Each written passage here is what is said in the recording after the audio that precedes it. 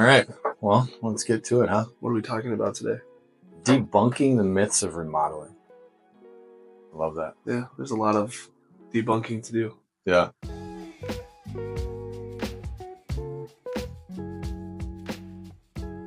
It's been in it long enough that you see all these things, all these ideas and concepts, and HGTV. I love it.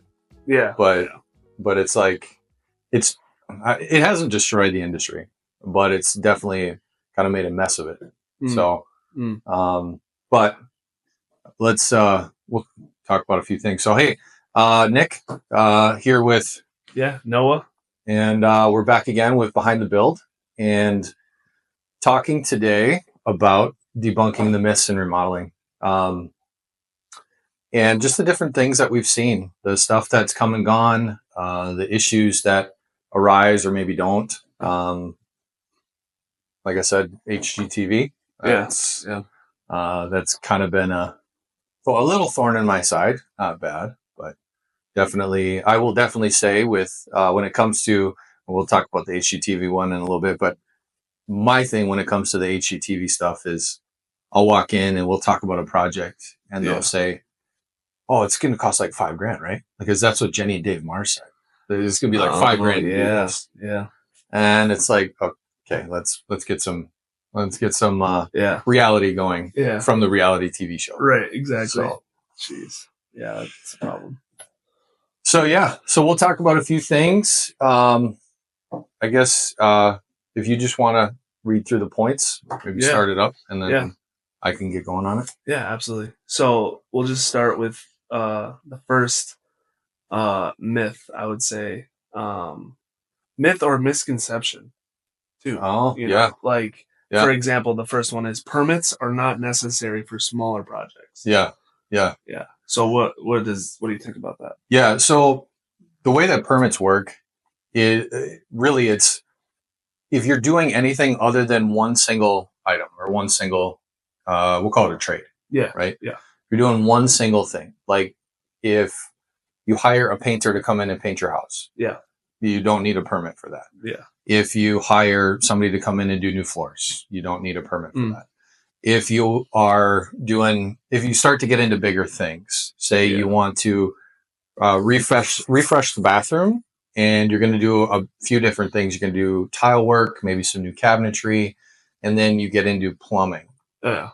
You need to move a few things. That's when permits start to come into play. The size of the project doesn't really matter. It's always about the complexity of it. Sure. It's about what we're actually doing. Yeah. And also a big thing with it, what I've learned is the city that you're in, the city you're building in, or the city you live in. Yeah. There's an inspector, there's a building official, there's somebody who knows the codes. They know what's going on. They know how to handle all of these things. And for us, we partner with the inspector. Yeah. They're our friend.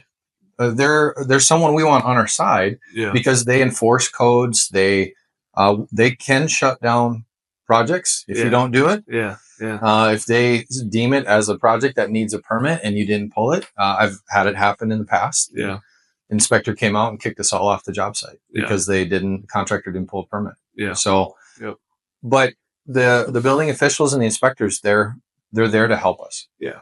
And so talking to the city, communicating with the city, and I think people don't want to do it because they don't want the inspector to come in and say, oh, your windows aren't right. Or, I was going to say there's a bunch of things that thought could come from. Yeah. And then for me, it's, it could affect the price of your home, which could affect taxes. Mm-hmm. It could affect, there's all these things that people are like, well, I don't want to do it. Yeah. But, at the end of the day, the reason we pull permits for everything is one, we're not trying to hide anything. Right. We want to make sure that every job in project is safe and done to code. Yep. And honestly, it's not even like we're like you always say, we're not hiding anything. Right. So why would we care about pulling a permit? Right.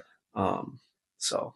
Yeah, and then being able to just do it all the right way. Yeah. Right. The other part of the inspector being there is to make sure that it does get done the right way. Yeah. And so I think people don't want to do it too at times because it might cost more. So that's another concern, right? Well, if we do a permit, it's going to cost more money to do the project. Yeah. If it's going to do more to do the project when you pull a permit and you're concerned about that with the contractor you use the wrong contractor. Yeah. Just saying. Somebody who's concerned about the price of a project, a contractor or somebody who's concerned about it. I actually just wrote a blog about this the other day. Yeah. If they're concerned about if the contractor is concerned about the costs of a permit or the cost of a project, he's trying to cut corners somewhere. Yeah. Yeah. And so by not pulling a permit, what are we trying to hide? By not pulling a permit, what are you trying to avoid? Yeah. So permits of any size, they should get pulled, but the best thing to do is just contact the city, find out what they require. Yeah. So I was literally just putting a deck together yesterday, and I called the city and I'm like, hey, what is certain codes for this and this? Because I couldn't find it or I know cities change as well. Yeah. So that's also nice being able to, you can also call the city official, the building official, and ask them questions about a project. Yeah. So if you do hire a contractor and you're like, I didn't hear about a permit. Yeah. If you called the building official and said, hey, this is my project, do I need a permit on it? Yeah. It's a good way to, see what's going on. And then what happens is the contractor that is doing the permit, that's doing the work, is talking to the building official. Yeah. Guess what? The next time that contractor comes into that city to do a project, how much that official is going to be way more willing to say, oh, yeah, you guys are doing the work? Yeah. All right, cool. Yeah, like that window job. Do you remember that? Yes. So we redid some windows. Bloomington. Yeah, right? Bloomington. Yeah. And the inspector comes in and he's like, this is some really good work. He's like, what's your guys' names? And so I told him, Restore and Renovate Homes. And he's like, I'm going to look out for you guys in the future because this is really good work. Yep. He actually said he had windows he needed redone also. Oh, okay. So I think that was kind of what he's thinking. Yep. But yeah, I feel like we could have an entire podcast just this one misconception or myth. Yeah, absolutely. But yeah, we'll go on to the next one. So do it yourself or DIY always saves money. False. Yeah, I would agree. Yeah. Not a true statement at all. No. Doing a project yourself, if you are skilled, if you have, if you've been in the trades, maybe a different conversation. Yeah, that's a good point. But if you're a YouTube fanatic, you're watching us on YouTube and you just jumped onto this one from, how to build a deck, just down a little bit farther. I would hesitate on jumping into bigger projects and doing them yourself for the sake of trying to save money. So I guess the question would be, and I'll ask you this, as a hopefully soon, homeowner. Yes. What would you be trying to save? If you're trying to DIY it, what are some areas you're thinking like, hey, I could save some money here? Yeah. Like what would be the reason for trying to save money on that? I think for me, the issue I have with that, one is I would be the person that's going to try and do it myself if I own my own house. Like you said, if you're in the trades, it's kind of hard to ask me that because it's like, okay, I can do, everything from framing to sheetrock to flooring to trim to where I draw the line is when it gets into plumbing and electrical. Mm-hmm. Yeah. Because those two things, I'm just like, first of all, I don't have the patience to understand plumbing because water will just, I don't like it. And then electrical, I don't want to die from being electrocuted. Yeah. I know I won't die if I get zapped, but still like that, that's a real thought. But I think when it comes to saving money, it's like, okay, if I can save money and get a better product and do it myself instead of getting a bad product or a cheaper product and paying someone else to install it, I think that maybe could be where it comes in. But I don't know. I think a big thing with homeowners trying to save money is it comes down to something else we're going to get into here shortly, which is not being able to trust the contractor, right? Not being able to rely that, hey, this guy's out to just take money from me. Or quite honestly, we as a contractor, we are going to be quite a bit more expensive than it would be if you were to go out and buy the materials and do it yourself. Yeah. There's reasons for that. There is. We're running a business. Yeah. We also then carry all the liability. We're also professionals. And we are professionals. We do this every day for a living. And so the reason to save money, the reason to do this is just that, right? I don't want to pay these higher fees. Yeah. But the problem is what I've seen a lot of people do is they get into it. They realize, oh, I don't know how to do a drain in the sink. Yeah. I got zapped 5 times trying to put the outlet in. I didn't know I had to turn the breaker off and, those kind of things. Yeah. The other side is, which kind of ties into our permit conversation, is you have to do things a certain way. There's a building code. It's a book. It's about that thick of just construction building code. Yep. And then to your point, plumbing and electrical have their own. Yeah. So does mechanical. Yeah. We all have our own code book that we have to follow. Yeah. And even us as general contractors, we don't know all the mechanical, electrical, and plumbing codes. Right. So we have to bring them in. Which is why we hire them. Yeah, exactly. Yeah. So from that perspective, that's a big reason to not do a DIY. And then the whole thing of it's going to save you money. It might. Yeah. I'm going to say might. And that's the best I will give. It might save money. Yeah. Because if you are pretty good, if you're pretty handy, you kind of understand, you can Google, you can, do online searches and talk to people and get the right codes. Yeah. But what if it gets screwed up? Yeah. I was going to say to add to that is short term. Yeah. Okay. You just spent the weekend, let's say doing flooring. Mm-hmm. Okay. Looks great. All of a sudden a month goes by and you start hearing squeaks or you start hearing, or the floor starts to break. Yeah. These little things where it's like, okay, it looks good for a second. Yeah. But long term, one, you did it yourself, so you have to fix it. Mm-hmm. Other than because there are things that happen, settling, cracks could happen. Yeah. But what do you do when that happens? You call who did it, us. Yeah. Right. And we'll be like, we'll come fix it. We'll come fix it. Yeah. It's almost like you have that warranty of us being able to come out and say, oh yeah, absolutely. Yeah.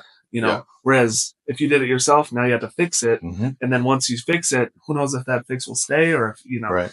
So that's where I would be, where I would encourage, a homeowner to really think about, you might be saving money short term, but then later down the line, you're spending money on fixing it. Yep. Where does that line get drawn where, you're no longer saving the money. Right. So, and for us as a contractor, by law, we have to offer a 1-year warranty. Oh yeah. So the Minnesota state law is just that. It's 1 year from whatever we do. Oh, okay. I didn't know that. We're still new. Little hint to our next podcast. Yeah. 2 years old. Yep. Tomorrow. Yeah. So we've been around for 2 years now, as of tomorrow. Yep. But one of the things that we're going to do, and we're going to continue to do as we're in business, is lifetime labor warranty. Yeah. So right now, Minnesota says a year. If I come in and do floors for you, and we screwed up, it's not the material, it's the way we installed it. Oh, sure. We screwed up. We'll come back out and fix it at no charge. Yeah. But I even feel as long as you live there. I was going to say, even if it's not I feel like in the past, even if it's not us who screwed up, but let's say the product, we're still willing to be. We absolutely do that. The difference there is the product has a warranty.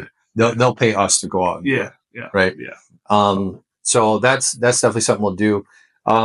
Quick story about a contractor that actually is wanting to hire us now. He's a former contractor. Yeah. No longer in the industry. Yeah. He wants to hire us to do some work. And the story goes, they had some work done in the upper bathroom. Yeah. And I don't know if it was a contractor or not, or if it was one of his guys or something. Yeah. I'm not sure what happened, but the bathtub upstairs slowly started to leak. Mm. But because of some of the work that he did in his main floor, hid the damage for years. Yeah. Then his wife started to get sick. His son started to get sick. They couldn't figure it out. They finally had a mold remediation company come in and found this entire room was caked in mold. Oh my gosh. Because they decided to try and save some money. That's a nightmare. Yeah. So it can. Don't do that. It might save you money, right? That's what I said. It might save you money. Yeah. Yep. That's pretty extensive example of what could happen. Thousands of dollars. I'm hoping that doesn't happen to anybody. Thousands of dollars. That's insane. So call us. Yes. 952-994-1572. Okay. Okay. So that's a good point. Yep. So DIY always saves money is not true. Going on to our third point, contractors are not affordable / expensive. Mm-hmm. What do you think about that? It's expensive. It is. There's a cost to it. Like we just talked about, a lot of times we want to try and we always want to save money, especially in our current economy. Yeah. Inflation has impacted a lot of people. Yeah. So that's definitely a part of it. So it is expensive. Not affordable. I would say depends on the project you want to do. Yeah. A lot of times, I think part of it is when you're going out to get a bid from a contractor. I run into this all the time. I'm not the only guy. Yeah. We're not the only company coming in to try and win the job. Right. There's multiple ones there. I think that's a part of it. And what that does is that makes for healthy competition between the contractors. Yeah. So if I come in and there's 3 other guys coming in and my bid is the highest, then that customer, that homeowner now has the opportunity to say, hey, I like what you do, but yours is higher than these guys. Can we negotiate these numbers? Can we talk these numbers? Yeah. So I think having multiple contractors come in to do the bidding is really healthy and really good. Yeah. With the affordability side of things, a lot of times, like companies like us, we offer financing. Yeah. So there is an opportunity to, instead of paying $60,000 for a kitchen one time or over, a couple of payments, you can break it up into car payments. Yeah. Right. Yeah. So, there's that side of it. And the other part of it is, again, something we're going to talk about a little bit later, HGTV ideas and concepts and all of that. Like, I think sometimes the reality of what you want this project to be has to be, what's the word I'm looking for? It has to be contained, or it has to be, brought to reality, I guess. Yeah. Being able to bring a team like we have in to talk about designs and colors and ideas really helps to put you in a place where, this is an affordable project. This is something that we can do. Yeah. Not everything has to be super expensive. Not everything. You can get really good products that look good, but maybe they're not the high-end granites or the high-end appliances, but they're still good entry-level products. They're all out there. I could also argue or add to that, if it's super expensive, look at your taste. If you want a marble, countertop rather than just like, a generic countertop. Like, there's ways that you can also save money within a project. Yeah. You know what I mean? Yep. But going back, you said something a little bit ago. It was when other contractors go into a job and they're saying, and if you're the highest bid, negotiating prices, is that something that homeowners should feel comfortable doing with their contractors? That's a really good question. Yes, they should, but I think the expectation needs to be set. Yeah. What we find a lot of is that customers want it to be done for $5,000. Yeah. Well, I thought this was going to cost $10,000. Yeah. Nothing in our industry costs $10,000 right now. Yeah. It's materials are high, labor costs are high. Yeah. Somebody told me a good scenario one time. They said, well, do you go to Walmart and do you negotiate the price of the underwear with the register, the person at the register? Yeah. And I thought, that's a really good point. Your first thought should be, I don't get my underwear from Walmart. That's true. I do actually. Whatever. But negotiating prices, yes, absolutely. Yeah. I think that should be something that homeowners should be comfortable with the expectation. Yeah. Or even questioning, why is it even asking why is it this expensive and seeing the breakdown of why. Yeah. And back to what we've talked about before with other contractors, right? With other contracting companies, what is there to hide? Yeah. Now, I'm not going to come out and tell you what my business expenses are, or my business costs are, but I have no problem telling you and talking with the homeowner about why my prices are the way they are. Yeah. Well, I hire really good installers. Yeah. We work with phenomenal subcontractors that have a great reputation. Yeah. We work with good products. All of these things come at a cost. Yeah. All of them. And as a homeowner, you should understand that even when you go to your job, you're worth something. Yeah. Right? Yeah. That's one of the things that I am really trying hard to help educate, our customers in and our clients in, is that the amount you're going to pay for a project, it's that phrase, you get what you pay for. I was literally just about to say, like, have you ever gone to the dollar store and you get, let's say like a toy? Yeah.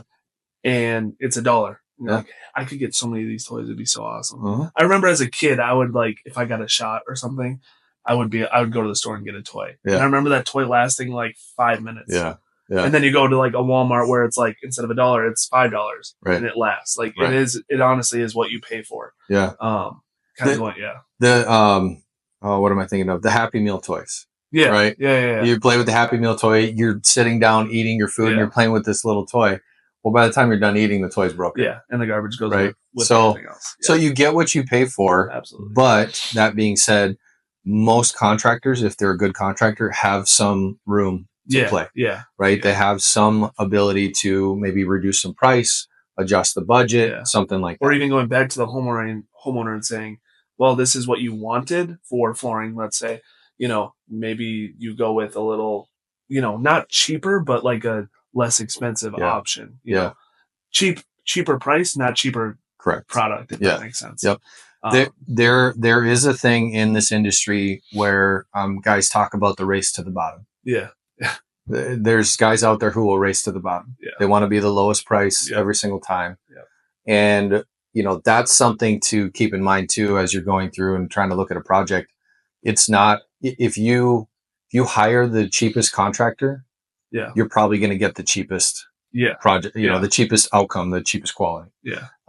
They're going to use, instead of quartz countertop, they're going to use maybe some type of a solid surface top, but underside it's particle board countertops and things like that. So that's something to be aware of, but 100%. Definitely be willing to talk pricing. Yeah. Awesome. Was there anything else you want to add about not being affordable or too expensive? No. I mean, it's the big thing too. If an affordability issue, if that's the concern, like I can't afford this, I can't. Yeah. Then, like I said, adjust your expectations. Right. But ask for financing. Yeah. Or look for a financing option. Yeah. So. Yeah. Good ending point there on that. All right. Going on our next point, which you kind of touched on earlier, was you cannot trust contractors. Not saying you can't. Yeah. Don't clip me and say you cannot trust contractors. You cannot trust contractors. You know what I mean? But there's a myth that says you cannot trust contractors. Yeah. And I know you could probably go into some depth of where that comes from. Mm-hmm. So I kind of want to hear your thoughts on that. Yeah, I think, for those of you watching, go back and watch our first episode too. We talk a lot about, the heart of this company and where we're at and why we do what we do. And in the future, we will get into some more detail on future episodes as far as trusting a contractor and what are some things to look for in a good contractor. We know what to look for in a bad one. Oh, yeah. We talked about that a lot last time. Yeah. But what do you look for in a good one? Yeah. And I think that is kind of a good point even to touch on, is some of the things to look for in a good contractor. Yeah. Right. Yeah. And we've already talked about some of them. The price of a project does kind of determine the quality of a contractor. Yeah. If you bring in like if you think about a high-end car, what comes to mind? Like, what's a brand that comes to mind when you think of a high-end car? Yeah. Like a Lexus or something, or, these like Ferraris, but like you're thinking of like all this like leather seating. Yeah. So that's a good point. I like this. I'm going to kind of swing with this analogy for a little bit. So you got the Lambos, right? You got the Lambos. Car guy here. You got the Ferraris. You got, the Bugattis and the all of these Alfa Romeos, all of them. Those are really, really nice cars with a big price tag, right? But if you're looking for a nice car, you don't have to pay those nice prices, right? You can get a Lexus, a Toyota, BMW, even high-end Toyotas. Yeah. Like you can still get really good things for a little less cost, right? It's about the quality of the product. It's about the quality of what's being produced. And you look at history, you look at reviews, you talk to people, right? You look at all those kind of things. But when you're out there, you're not looking for a bad car. You're out there looking for a good car. You're out there looking for something that you want, something that you're really excited about. Right. So you look for the things that you want in a car. So look for the things you want in a contract. What do you want? Do you want transparency? Do you want vulnerability? Do you want trust? Obviously, it's a big transaction. It's a lot of money. For us, we do this every day. So the size of these projects is just what we do every day. For the people watching, it's life savings. It's a life savings one time, and that's it. And so they want to build this trust. And so there are a lot of shady contractors out there. And there's a lot of guys out there who again, like we talked about last time, just want money. Just want to get the job done, or maybe even don't want to get the job done and just want money. Just get a down payment and dip. Just get a down payment and dip. We call that the D&D. Yes. Down payment and dip. That's right. So we're not going to do that. No. And so finding the guys who are willing to share previous customers. They're willing to, openly talk about problems and issues they've had on a project. Their pricing is transparent. If you have a contractor who gives you a number, here, it's $20,000 for this work. And you ask them about, well, can you break it down for me a little bit? And they say no, and they get defensive. You might want to think about dipping yourself. That's, again, the industry is full of guys who just want to hide, is what I feel like. I'm sorry. I'm going to take that back. It's not full of guys. There are guys out there who just want to take advantage of people. Right. And they want to hide.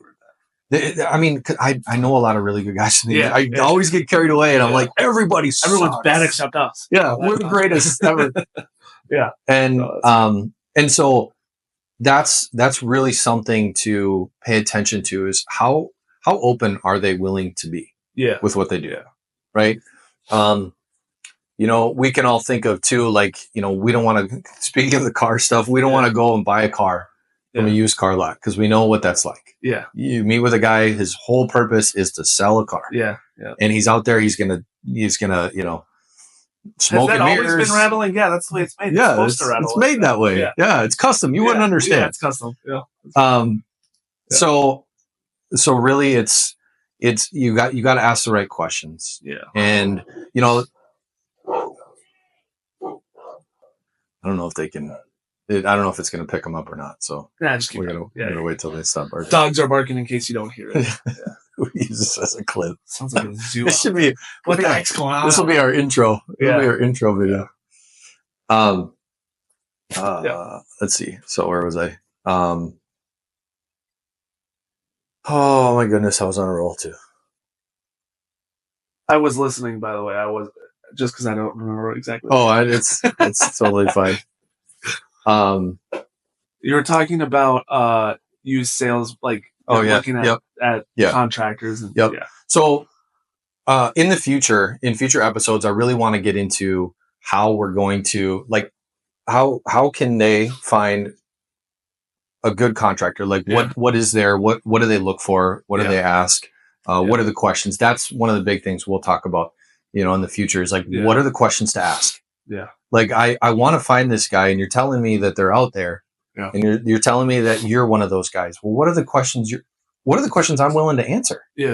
For people to trust me. So we'll that'll be a. What's your social security number? No, we could try that one.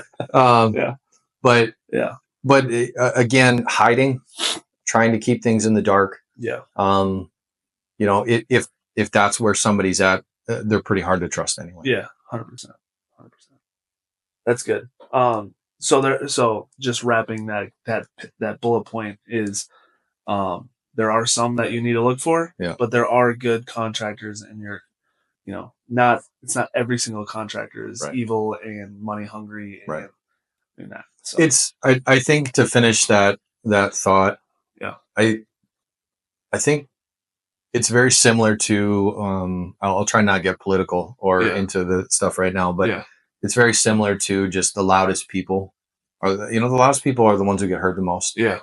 And what does media always sell? Media sells, death, destruction. Yeah. Yeah, pain, exactly. Right. Yeah. It's like news. So, it's exactly. It's and news. So the news you hear about, like 90% or whatever the percentage is, you hear the bad stories. Yes, absolutely. The and small, that's what gets the traction. The small percentage. I mean, I can promise you that I could way easier. It'd be way easier for me to get a negative review from somebody than a positive review. Yeah, 100%. Yeah. And if any of my clients are out here listening, go to the website, go to social media, leave a review for us. If we did a great job, leave a review. Yeah, absolutely. By the way, like, subscribe, all that kind of stuff to this video. Okay. We need you. Yes, absolutely. So it's easier to get that, right? It's easier to get the negative. It's easier to get the difficult stuff. So it's easier to find those messages. Yeah, absolutely. That's good. Good ending point there. Let's see here. So the second to last point here, take advantage of low knowledge clients. So this bullet point is saying all contractors will take advantage of people that, don't know as much about the industry. For example, we have a client right now who time and time again admits she doesn't know anything about this. Right. And she's putting her trust into us to be able to, make decisions without really breaking it down word for her. It's more like she's just like, I don't know, you I'm trusting you to make the decision. Yeah. Would you say that's taking advantage of them, or is that helping them at the end of the day? I would say that's helping them. In this situation. Yeah, in this one, she doesn't, she has no idea what it takes to do things. She has no idea what costs are. Yeah. But here's part of it is, if you don't know, try and come up with, in her case, she has a budget. Yeah. In her mind, she's just thinking money. Yeah. So she has a budget. This is all I want to spend on this project. Yeah. And when we first started talking, that was a conversation that came up. And so we've always been very hyper focused on her budget. Yeah, that's good. And what that looks like, because she doesn't know she doesn't know that her floor slopes from one side to the other, 8 inches. Yeah. And we got to try and figure out how to make that work. Yeah. Which she knows now, right? She does know. She knows now. But I don't think she quite fully understands the problems that what we're going to run into. But but so that's a part of it. Yeah. And again, I think it goes to trusting contract. Exactly. There may be some bad seeds that are taking advantage of people that don't know exactly what's going on. Yeah. So that bullet point actually kind of does tie into before. Very much so. Yeah. And it's tough. We do have a lot of clients that are like that. They don't know anything about the construction world. They don't know it. That's why they're calling us, right? They're not, like our first point, they're not a DIYer who wants to try and do it themselves. They have no idea. Yeah. And those are the ones that we have to take a little more time to explain. Yeah. And that's another point too, is if your contractor's pushing you, if you don't know, if you feel like a low knowledge contract or homeowner client, if you feel that way and your contractor is pushing you and putting pressure on you to make decisions, or this is the right way to do it, and they're not giving you options, and they're not talking through that, that's the issue. Yeah. Right. So again, it kind of comes down to you have to fend for yourself. You got to stand up for yourself. Yeah. You got to be willing to say, that doesn't feel good. That doesn't feel comfortable. Stop. Yeah.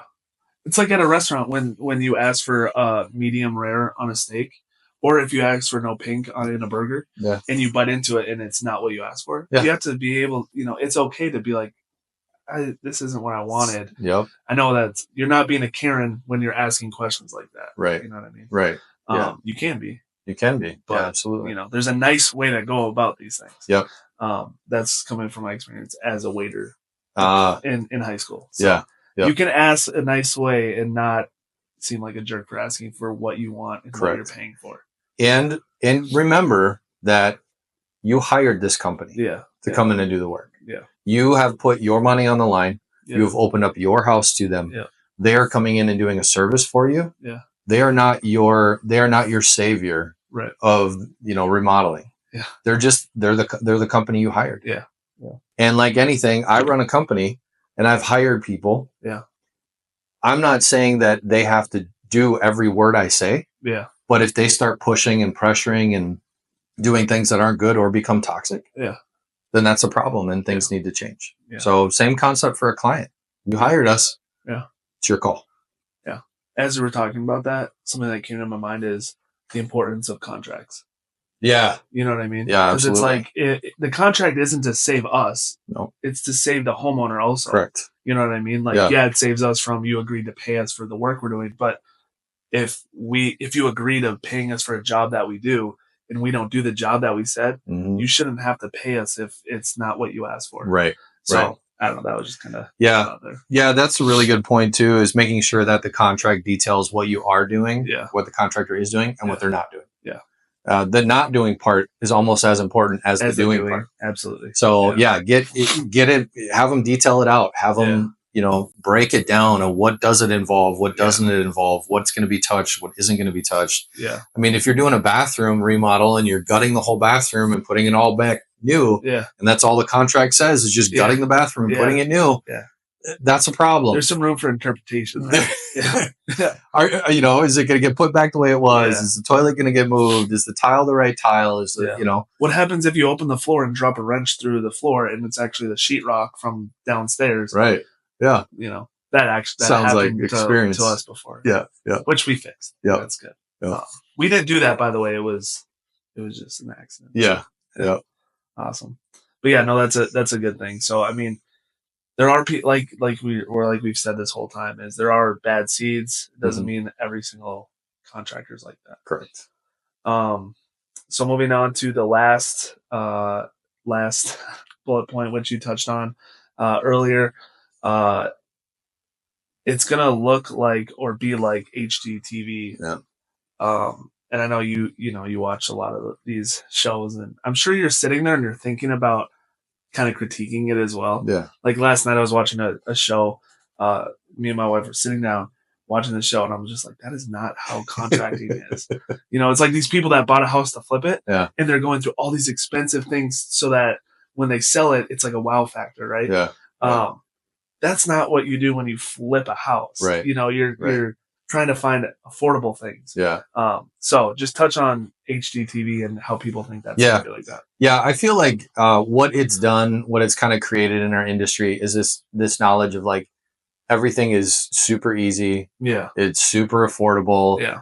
I can just go to Home Depot or Menards or some other big box store and get really nice end cabinets and countertops, and I'm going to put them all together and it's going to be beautiful and it's going to take like 2 days. Yeah. The timing part of it is probably one of the biggest things that I've seen. There is editing in TV shows that make it seem it's not a 30. No, this is a one take thing. Yeah. Like we're just doing this one take and it's getting put up just like we're recording. Yeah, exactly. It's not how that works. No. So, there's so much behind it, you guys. There's just so much behind a project. I mean, let's break this down for a second. We did a kitchen. Yep. We're here in Lakeville. We did a kitchen in Lakeville, end of last summer into fall. Yeah. And then they hired us back to do all their bathrooms in their house as well. Yeah. We started in their house. I just had a conversation with him the other day. That's why it's fresh in my mind. Yeah. We've been in his house. We are April 18th of 2025. Yeah. We started his project in August of 2024. Yeah. Right. That we started his kitchen in August. We were done with it by, I think, like around November timeframe, right around Thanksgiving. I think we got done. Yeah. And then by January, he hired us to come do the bathrooms. And now here we're April, and we literally today are finishing everything up there. Yep. And it's looks not very good, by the way. It looks we'll look on our Instagram and we'll have some. Yeah, we'll throw some stuff up. It'll be gorgeous. Yeah. It's not because we took too long. Yeah. It's not because we were dragging our feet on anything. Yeah. It's just how this industry works. Yeah. We've got subcontractors we have to bring in. We have to work with them and their schedule. The homeowner takes some time, some vacation time. Yeah. They don't want us in certain times of the year, all kinds of things. There are delays that you just can never foresee. Yeah. Or like when, and you put this in your contracts a lot, we don't know what we're going to get into when we do tear open something. Right. Yesterday was a great example on that one. Tear open to try and replace a vent. And find out the dryer was disconnected and it had been pumping lint into the floor for years. Yeah, not good. Yeah. And it's, we're not going to find something and then say, I will just cover that back up. No, if we see something, we're going to say something. And ultimately it's up to the homeowner and, our best judgment, if it needs to or if it doesn't need to be fixed. Right. But yeah, dude, there's not, I think that's definitely a misconception. Like, it's like, what's the time frame here? Well, it is also very hard for us to determine an exact end date. Yep. We can try our best, like with this basement that we're doing, but we can try our best to get close to, let's say I want to be done by this certain date. Okay, we can try, but we're not going to guarantee anything there because we don't know what we're going to find or what's going to happen. Yeah. Plus, we're working with multiple other people, subcontractors that also have other jobs that they're doing. Yep. I think to almost to add to HGTV, or it's going to be like that is, I don't even know if I should say it, but you're not the main character, like in this. Sure. In this, like it's, I feel bad for saying that, but it's they're not the only project. They're not the only project, but even if you were the only project for us, there's still things that we have to hire people to do that have a timeline. Yeah. As much as we would love to get in, make you guys happy and get out, it's just not how it works. Yeah. It's not real. Yeah. In in the 2 years we've been in business, I can't think of a project that we were in and done and slammed through. Yeah. And I don't want to say hit our time frame because we do usually hit our time Yeah, we frames. do. Yeah. But it's there were delays or there was an expectation or that maybe it was set. Yeah. So like the work that we do, maybe it will take 4 weeks. Yeah. But because of schedules and weather and issues like that, it ended up taking 4 weeks or 6 weeks. Yeah. Yeah. But the time we actually did the work was 4 weeks. Yeah. Right. Exactly. So there's that. And then, with remodeling, if we were just building new homes, it'd be way different. It's a little different when you're in someone's house. Well, where they're living at the time as correct. Well. We always say, take a vacation. No, don't do that. Yeah, you want to be there for that stuff. With new construction, you can say, hey, it's going to take this long because we know how to build this and what this process takes. Yeah. With remodeling, to your point, you open it up. We don't know what we're going to discover. Yep. Doing a basement right now, we opened it up and didn't realize that the walls needed to be cleared out and waterproofed. Oh, yes. We needed to waterproof the walls. We needed to reframe the walls. We had no idea until we opened it up. Yeah. And so it adds 2 or 3 days. Yeah. But back to the contractor point. Yeah. That should be communication up front. 100% communication. And then when it's discovered, it should be like immediate communication. Yeah. Hey, here's what we're discovering. There's some issues that we're having to deal with and struggle through, but we're going to pound through and we're going to get it. Absolutely. Yeah, those are all really good points. Before we wrap up, is there any other like myths or misconceptions that you can think of that we didn't touch on at all? Not really. I guess one thing we didn't really, we talked about affordability and pricing and things like that, but I think, when it comes down to it, what's the expectation of what a project might cost? Yeah. I feel like in my industry, and every time I meet with a homeowner, it kind of feels like the same conversation. Like, oh, I didn't realize it was going to be that much money. I didn't realize it was going to be. Yeah. So I guess to kind of tie into where are you getting the information from? Like, what's the expectation, right? Is it, so I guess that's kind of the myth is like, well, you know, the myth is it's going to be really cheap to do this project. Yeah. That's what I would call it. Yeah. And for most homeowners, the big question I would have is where are you getting information from? Yeah.